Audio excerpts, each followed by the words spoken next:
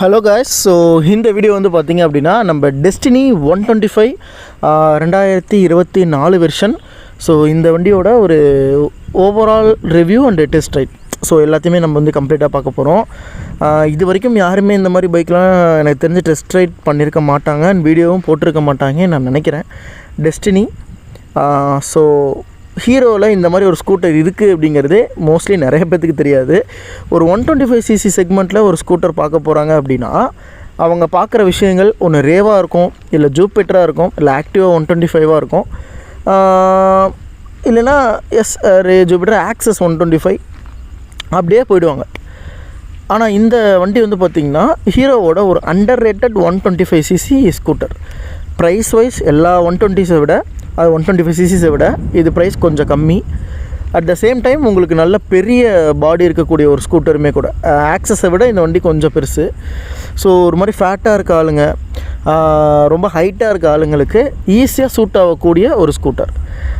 TRL lights வந்து place பண்ணியிருக்காங்க இந்த இடத்துல. ஸோ நிறையா விஷயங்கள் நீங்கள் பழைய டெஸ்டினிக்கும் இந்த வண்டிக்கும் ஏகப்பட்ட விஷயங்கள் வந்து பார்த்திங்கன்னா புதுசாக கொடுத்துருக்காங்க. அது என்னென்ன அண்ட் வண்டி எப்படி இருக்குது, ஸோ எல்லாத்தையுமே நம்ம இந்த வீடியோவில் வந்து பார்க்கலாம். ஓகேங்களா? ஸோ இப்போ வந்து ஓட்டி பார்த்துருவோம், வண்டி வந்து என்ன மாதிரி ரன் ஆகுது, எப்படி இருக்குங்கிறத பார்க்கலாம். ஸோ கீ ஆன் பண்ணிட்டோம். ஓகே நண்பா, ஸோ ரைடிங் ஓரளவுக்கு நமக்கு ஸ்டார்ட் ஆகிடுச்சு. ஸோ ஓகே, ஸ்கூட்டர்ஸை பொறுத்த வரைக்கும் நான் சொன்ன மாதிரி இந்த டைப் கன்சோல் ரொம்பவே ஒரு கிளாசிக் டைப்பு. இது வரைக்கும் எந்த மாடல்ஸ்லையுமே, அதாவது இது எல்லா வெர்ஷன்ஸ்லையுமே பார்த்திங்கன்னா உங்களுக்கு டிஜிட்டல் வெர்ஷன் இருக்கும், அதே மாதிரி அனலாக் வெர்ஷன் இருக்கும். நீங்கள் 2 வெர்ஷன்ஸில் எது வேணாலும் சூஸ் பண்ணுற மாதிரி ஒரு ஆப்ஷனில் வந்து கொடுத்துருப்பாங்க. ஆனால் டெஸ்டினி வந்து பார்த்திங்க அப்படின்னா உங்களுக்கு இந்த ஒரே மீட்டர் தான், பார்ஷியல் டைப் மீட்டரு. உங்களுக்கு இதில் டிஜிட்டல் ஆப்ஷன்ஸ் எதுவுமே கிடையாது, அதாவது ஃபுல்லி டிஜிட்டல் வந்து கிடையாது. ஓரளவுக்கு ப்ராக்டிக்கலான ஒரு பழைய டைப். எனக்கு இந்த வண்டி ஓட்டுறப்போ 2024 இந்த வண்டி வந்த வெர்ஷனுக்கு ஒரு 2020 21 ஸ்கூட்டர்ஸ்லாம் எப்படி இருந்துச்சு, அந்த மாதிரியான ஒரு ஃபீல் வந்து எனக்கு இந்த வண்டி ஓட்டும்போது கிடைக்கிது. நீங்கள் அந்த பழைய ப்ளஷர் உங்களுக்கு தெரியும், இப்போ இருக்க மாடல் இல்லை, இதுக்கு முன்னாடி இருந்த ப்ளஷர் மாடல், அந்த வண்டி ஓட்டுற என்ன ஃபீல் இருக்குமோ அதே மாதிரி எனக்கு மேஸ்ட்ரோ அந்த மாதிரி ஒரு ஃபீல்ஸ்லாம் வருது. ஹீரோஸ் பொறுத்த வரைக்கும், அந்த ஹீரோ பிராண்டில் பொறுத்த வரைக்கும் ஸ்கூட்டர்ஸ்லேயே அண்டர் ரேட்டடாக நிறைய ஸ்கூட்டர்ஸ் இருக்குது. அட் த சேம் டைம் ஒரு நல்ல டீசெண்டான பர்ஃபார்மன்ஸ் இருக்கக்கூடிய ஸ்கூட்டர்ஸாகவும் இருக்கும் அதெல்லாம். ஸோ அந்த வகையில் எனக்கு டெஸ்டினி ஓரளவுக்கு பிடிச்ச ஒரு ஸ்கூட்டருங்க. ஏன்னா ஃபஸ்ட்டு i3s வந்து இன்ட்ரடியூஸ் பண்ண மாடலே இதில் தான். இன்றைக்கி ரேட் ப்ரைஸ் வைஸ் பார்த்திங்கன்னா ஒரு 1,20,000 உள்ளார ஒரு நல்ல, இப்போ மேக்ஸிமம் எல்லா 125ஸ்மே உங்களுக்கு கிட்டத்தட்ட வேரியன்ஸ் வைஸ் பார்த்திங்கன்னா எல்லாம் 1,20,000 25,000 அந்த ரேஞ்ச் போனாலும் ஒரு 1,10,000 அந்த ரேஞ்சுக்குள்ளே இருக்கக்கூடிய ஒரு 125cc ஸ்கூட்டர்னால் அது டெஸ்டினி தான். அந்தளவுக்கு வந்து நல்லாயிருக்கு. ஓகேவா? நான் ஏன் இந்த வண்டிக்கு வந்து இவ்வளோ தூரம் சொல்கிறேன் அப்படிங்கிறதுக்கும் ஒரு காரணம் இருக்குது. ஏன்னா இந்த வண்டியை நான் கிட்டத்தட்ட ஒரு 2-3 ஹவர்ஸாக ஓட்டிக்கிட்டு இருக்கேன் நண்பா. ஸோ எனக்கு என்ன ஃபீல் இருக்குது அப்படிங்கிறது தான் நான் சொல்ல முடியும். என் சைஸ் வந்து ரொம்ப பெருசு. ஸோ நான் ஹைட்டும் அதிகம், வெயிட்டும் அதிகம். எனக்கு ஒரு ஸ்கூட்டர் வந்து பர்ஃபெக்டாக மேட்ச் ஆச்சு அப்படின்னா அது வந்து இந்த ஸ்கூட்டர். ஹைட் அண்ட் வெயிட் ரெண்டுக்குமே ஈக்குவலான, நல்லா லென்த்தியான சீட்டு வந்து இதில் வரும். ஸ்கூட்டர் கொஞ்சம் ஹைட்டு, அதே மாதிரி கொஞ்சம் அகலம், பல்கினஸ். ஆக்டிவாக மற்ற 125 கம்பேர் பண்ணும்போது இந்த வண்டி கொஞ்சம் பெருசு. ஆக்சஸ் வந்து பழைய ஆக்சஸ் நீங்கள் பார்த்துருப்பீங்கள, அந்த மாதிரியான ஒரு பாடி டைப்பு, நல்ல ஒரு பெரிய பாடி டைப். ஸோ உங்களுக்கு ஹேண்டில் பாருமே நல்ல வைடராக வரும். ஸோ ஒரு டீசெண்டாக ஒரு வெயிட்டாக இருக்கவங்க, அதாவது குட்டியாக இருக்கவங்க கொஞ்சம் அதை வந்து ஹேண்டில் பண்ணுறது கஷ்டம். ஏன்னா வண்டி கொஞ்சம் பெருசு, லென்த்து ஜாஸ்தி, அகலம் ஜாஸ்தி, சீட்டுமே நல்லா பெருசான சீட்டு, நல்லா குஷனியாக சூப்பராக இருக்கும் பார்க்குறதுக்கு நல்லாயிருக்கும். உட்காந்துக்கு போகிறதுக்குமே நல்ல ஃபீல் இருக்கும். 3 பேர் தாராளமாக உட்காந்துட்டு போகலாம். ஜூபிட்டர் 125 நீங்கள் வந்து பார்த்துருப்பீங்க, கிட்டத்தட்ட அதுக்கு ஈக்குவலான சீட் லென்த் வந்து இந்த வண்டிக்கு இருக்குது. ஸோ ஏன்னா அந்தளவுக்கு ஒரு பெரிய ஸ்டாட்ஸ் வந்து இருக்கக்கூடிய ஒரு வண்டி. என்ஜின் ஸ்பெக்ஸை பற்றி பார்க்கலாமா? 125cc உங்களுக்கு பவர் அண்ட் டார்க்ஸ்ன்னு பார்க்குறப்போ அப்ராக்சிமேட்லி ஒரு 9 bhp அந்த ரேஞ்ச் தான் இருக்கும். மோஸ்ட்லி எல்லா ஸ்கூட்டர்ஸுமே இப்போ நீங்கள் ரே எடுத்துக்கிட்டாலும் அதுவும் 9 bhpயில் தான் உங்களுக்கு வந்து ஜாயிண்ட் ஆகும். டார்க் பொறுத்த வரைக்கும் ஒரு 10 to 11 Nm ஆஃப் டார்க் வந்து கொடுக்குது. ஸோ பவர் கம்மி, பட் டார்க் ஓரளவுக்கு டீசெண்டாக இருக்குது. ஸோ இந்த மாதிரி கான்செப்ட் வந்து உங்களுக்கு டாப் ஸ்பீட் அந்தளவுக்கு பர்ஃபார்மன்ஸாக இருக்காது இந்த வண்டி. 80-85 ரேஞ்சஸ் வரைக்கும் உங்களுக்கு போகும். நல்லா புஷ் பண்ணிங்க அப்படின்னா உங்களுக்கு 90-95 தொடும்.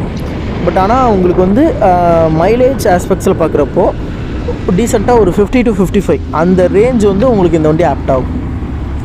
இதை விட அதிகமான மைலேஜ் கொடுக்கக்கூடிய ஸ்கூட்டர் தான் இருக்குதுன்னு நீங்கள் சொல்லலாம்.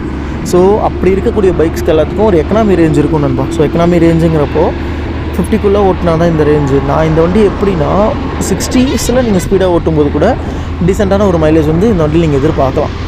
ஆக்டிவா அளவுக்கு பர்ஃபார்மன்ஸ் இருக்கக்கூடிய ஒரு மோட்டர், ரே அளவுக்கும் ஆக்சஸ் அளவுக்கும் மைலேஜ் இருக்கக்கூடிய ஒரு ஸ்கூட்டர், ரெண்டுக்குமே ஒரு இன்டர்மீடியட்டான ஒரு பொசிஷனில் இந்த டெஸ்டினி இருக்குது. ப்ரைஸ் இந்த எல்லா ஸ்கூட்டர்ஸை விட இது வந்து கம்மி.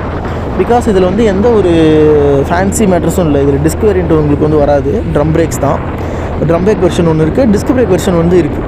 பட் மோஸ்ட்லி வரது drum breaks and LED DRLs வந்து ஃப்ரண்ட்டில் கொடுத்துருப்பாங்க. ஒரு மாதிரி ஹேலஜன் லைட் செட்டப் தான் வரும். இதிலே எல்இடி மாடலும் இருக்குது. அண்ட் அதே மாதிரி வந்து பார்த்திங்கன்னா பார்ஷியல் மீட்டர் தான், உங்களுக்கு ஃபுல்லி டிஜிட்டல் மீட்டர்லாம் வந்து கிடையாது. ஸோ உங்களுக்கு alloy wheels and telescopic suspension, பேசிக்காக நீங்கள் மற்ற எந்த ஸ்கூட்டரில் என்னென்ன இவங்க காம்படிட்டர்ஸ் என்னென்ன விஷயங்கள் இருக்கோ எல்லாமே இதுலேயும் இருக்கும். அதை தாண்டி உங்களுக்கு டீசெண்டான ஒரு பர்ஃபார்மன்ஸ் இருக்கக்கூடிய ஒரு ஸ்கூட்டர். ஃபேமிலி ஆஸ்பெக்ட்ஸ்க்கு ஒர்க்கிங் உமன்ஸ் இந்த வண்டியை சூஸ் பண்ணலாமா அப்படின்னு கேட்டிங்கன்னா, ஃபேமிலி ஆஸ்பெக்ட்ஸ்க்கு ஒரு பெஸ்ட்டு ஸ்கூட்டர். இது ப்ரைஸ் கம்மி, ஸோ உங்களுக்கு பட்ஜெட்குள்ளே வரும். மைலேஜ் ஓரளவுக்கு டீசெண்டாக இருக்கும். ரொம்ப லாங் டூரிங்க்கு செட் ஆகாது. நீங்கள் ஷார்ட் டூரிங் வேணால் போகலாம். ஒரு இங்கேருந்து கொஞ்சம் தூரம் தான், ஒரு 15-20 கிலோமீட்டர் தான் உங்களுக்கு ஓட்டக்கூடிய அந்த ஒரு இது இருக்குது அப்படின்னா நீங்கள் இந்த வண்டியை தாராளமாக கன்சிடர் பண்ணலாம். It's best one. மற்றபடி ரொம்ப பெரிய ஃபியூச்சர்ஸ் எல்லாம் எதுவுமே இல்லை. ஏன்னா இதில் ப்ளூடூத் பேரிங் அந்த மாதிரி எந்த ஒரு எக்ஸ்ட்ரா ஃபேன்சி ஃபியூச்சர்ஸுமே வராது. ஸோ அது எதுவுமே தேவையும் படாது. நீங்கள் யூஸ்வலாக பார்த்தீங்கன்னா ஒரு லாங் ட்ரிப் போகிறவங்க, இல்லை லாங் ட்ராவல், மோஸ்ட்லி அந்த மாதிரி பீப்புள்ஸ்க்கு அது ரொம்பவே யூஸ்ஃபுல்லாக இருந்தாலும் ஜென்ரல் ஆடியன்ஸ்க்கு யாருக்குமே இந்த வண்டி வந்து, அதாவது ப்ளூடூத் இருக்கிற பைக்ஸ் வந்து மேக்ஸிமம் அதை யூஸ் பண்ண மாட்டாங்க. நான் வந்து ப்ளூடூத் பர்சன் கிடையாது, ஸோ நான் அதை யூஸ் பண்ண மாட்டேன். என்கிட்ட இருக்க பைக்லேயும் அது கிடையாது. ஸோ இருந்தாலும் நான் அதை யூஸ் பண்ண மாட்டேன்னு வச்சுக்கோங்களேன். ஸோ அந்த மாதிரி ஆளுங்களுக்கு இதெல்லாம் ஒரு நல்ல ஆப்ஷன். ஏன்னா உங்களுக்கு ப்ளூடூத் பேரிங்காக இருக்கட்டும், மற்ற விஷயங்கள்லாம் ஆட் ஆக உங்களுக்கு அதோட எக்ஸ்ஷோரூம் ப்ரைஸ் வந்து ஜாஸ்தி ஆகிட்டே போகும். இது எதுவுமே உங்களுக்கு அந்த வண்டியில் இல்லை அப்படின்னா உங்களுக்கு ப்ரைஸ் வந்து கம்மியாக இருக்கும். ஸோ அந்த மாதிரி தான் இந்த டெஸ்டினி ஏன் இவ்வளோ கம்மியாக இருக்குன்னா, மற்ற காம்படிட்டர்ஸ் எல்லாத்துலேயுமே அவங்களுக்கான வேரியன்ட்ஸ் அதிகம், அவங்களுக்கான அந்த ஸ்பெக்ஸ் அதிகம், அது எதுவுமே இதில் இல்லை. அதனால் ஓரளவுக்கு உங்களுக்கு பட்ஜெட்டுக்குள்ளே வரக்கூடிய ஒரு 125cc ஸ்கூட்டராக இந்த வண்டி இன்னமும் இருக்குது. So sales wise resale value ரொம்பவே கம்மி. ஸோ இது நான் நெகட்டிவ்ஸும் சொல்லி ஆகணும் இல்லையா. ஸோ உங்களுக்கு இந்த வண்டி நீங்கள் வாங்கினீங்க அப்படின்னா ரொம்ப ரன்னுக்கு நீங்கள் வச்சு யூஸ் பண்ண போகிறீங்கன்னா ஓகே. லாங் ரன் மீன்ஸ் ரொம்ப ஒரு 10 years 15 years நான் வச்சு யூஸ் பண்ண போகிறேன், எனக்கு ஸ்கூட்டர்னால் ஓகே ப்ரோ, எனக்கு ஒன்றும் பெருசாலாம் எந்த ஈடுபாடும் இல்லை, எனக்கு டீசெண்டாக ஒரு வண்டி இருந்தால் போதும், எனக்கு அது நம்பிக்கையாக இருந்தால் போதும், அந்த மாதிரி ஒரு தாட் இருந்துச்சுன்னா டெஸ்டினி ஓகே. ஏன்னா இல்லைனா டெஸ்டினி கிளப்பி விட்டு போயிடும் உங்கள் டெஸ்டினியை. அந்த மாதிரி தான். ஏன்னா இதோட ரீசேல் ரொம்ப கம்மி. நீங்கள் புது வண்டி வாங்கிட்டு திரும்ப ரீசேலுக்கு மார்க்கெட்டுக்கு கொண்டு வரீங்கன்னா அட்லீஸ்ட் 25,000க்கு குறைஞ்சி தான் போகும்.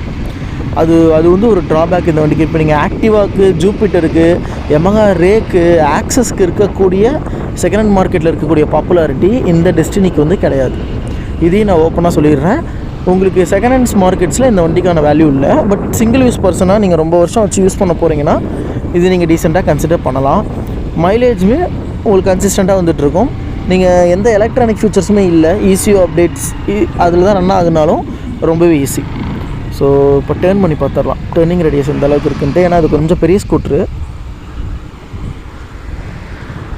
என் பாடி டைப்புக்கு நான் திருப்பிட்டேன்.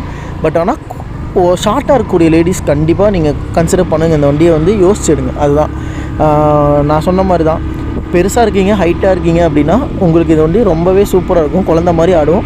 ஆனால் ஷார்ட்டாக இருக்கீங்க, இல்லை வந்துட்டு உங்களால் பெரிய ஸ்கூட்டரை ஹேண்டில் பண்ண முடியாதுன்னா இதை வந்து நம்ம ஹேண்டில் பண்ணுறத தவிர்க்கலாம், பைக் எடுக்கிறத தவிர்க்கலாம். அதுதான் நான் சொல்கிறது.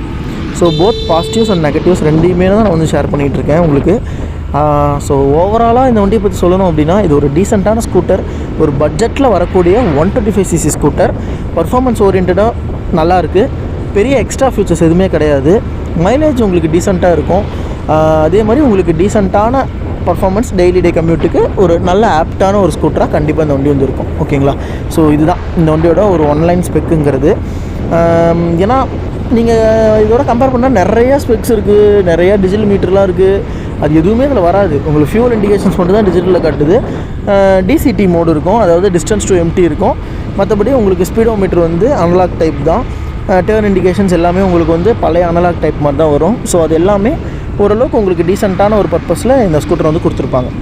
ஆஃப் ரோட் கண்டிஷன்ஸ்க்கு, மணலான ஏரியாஸ்க்கு இது ஓரளவுக்கு நல்ல ஸ்கூட்டர் தான். ஏன்னா வெயிட் இருக்கிறதுனால டயர்ஸோட சைஸுமே பெருசு, டெலிஸ்கோபிக் சஸ்பென்ஷன், ரியரில் காயில் ஸ்ப்ரிங். ஸோ இதெல்லாமே உங்களுக்கு ஓரளவுக்கு மேனேஜ் பண்ணி கொடுக்கும். நீங்கள் வீடியோவில் இப்போ நீங்கள் பார்த்துட்ருக்கீங்க இல்லையா, ஸோ அதே மாதிரி தான் ஆஃப் ரோட் கண்டிஷன்ஸ்க்கு இது நல்ல ஆப்டான ஒரு ஸ்கூட்டராகவும் கண்டிப்பாக இருக்கும். ஸோ ஓவராலாக இந்த வீடியோ பொறுத்த வரைக்கும் இவ்வளோ தான். உங்களுக்கு இந்த வீடியோ பிடிச்சிருக்கும் அப்படின்னு நம்புகிறேன். ஸோ இதே மாதிரி நம்ம சேனலில் தொடர்ந்து நிறைய வீடியோஸ் வந்துட்டுருக்கும், நிறைய ஸ்கூட்டர்ஸ், பைக்ஸ் எல்லாத்தோட ரிவ்யூஸுமே வந்துட்டுருக்கும். ஸோ நம்ம சேனலுக்கு நீங்கள் சப்ஸ்கிரைப் பண்ணி சப்போர்ட் பண்ணுங்கள். நான் அப்போ இந்த மாதிரி நிறையா வீடியோஸ் போடுறதுக்கு எனக்கு மோட்டிவேஷனாக இருக்கும். ஓகே நண்பா, ஸோ இதோட இந்த வீடியோ நான் வந்து எண்ட் பண்ணிக்கிறேன். ஸோ தேங்க்ஸ் ஃபார் வாட்சிங் பண்ணி நண்பா. Take care and bye.